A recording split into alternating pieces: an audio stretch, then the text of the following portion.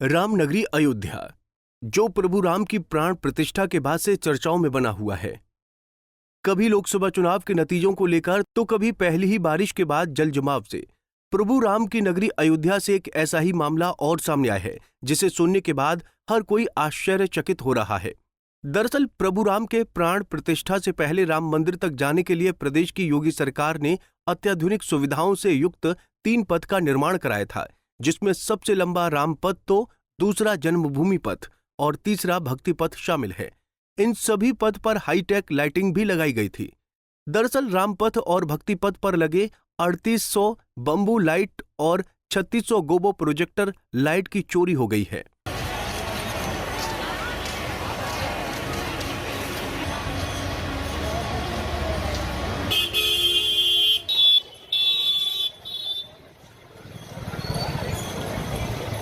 जानकारी के मुताबिक यश एंटरप्राइजेज के कर्मचारी शेखर शर्मा ने थाना राम जन्मभूमि में एफआईआर दर्ज कराई है। एफआईआर अनजान शख्स के खिलाफ दर्ज कराई गई है। शेखर शर्मा के मुताबिक रामपथ और भक्ति पथ पर लगे बैम्बू लाइट और गोबो प्रोजेक्टर लाइट गायब हुए हैं। लाइट्स की चोरी की वारदात के बाद पुलिस असमंजस की स्थिति में है, क्योंकि ये सभी लाइट्स शहर के मुख्य रास्तों पर लगाई गई हैं। शेखर शर्मा के मुताबिक रामपथ पर कुल 6400 बेम्बू लाइट्स लगी थीं, वहीं भक्ति पथ पर 96 गोबो प्रोजेक्टर लाइट्स लगे हैं। हाल ही में जब काउंटिंग की गई तो लाइट्स के गायब होने का मामला सामने आया है। शेखर ने पुलिस को दी शिकायत में बताया कि रामपथ और भक्ति पथ पर लगी लाइट्स में से कुल 3800 बेम्बू लाइट्स और 36 गोबो लाइट्स प्रोजेक्टर गायब हुए हैं। देखिए, रामपथ पे कोई लाइट्स गायब नहीं हुई है, कुछ ऑर्नामेंटल लाइट्स लगाई गई थी। कॉन्ट्रैक्टर का ये एलिगेशन है कि हमारी लाइट्स चोरी हो गई है, और प्राधिकरण का मानना है कि संभव नहीं है, क्योंकि वो संभवतः अपने बचाव में इस तरह की बात बोल रहा है। ये जांच का विषय है, और यहाँ पर लगातार इतना पहरा है और इतना आवागमन और आवाजाही रहती है, तो ये संभव नहीं कि लाइट्स चोरी हो जाएं।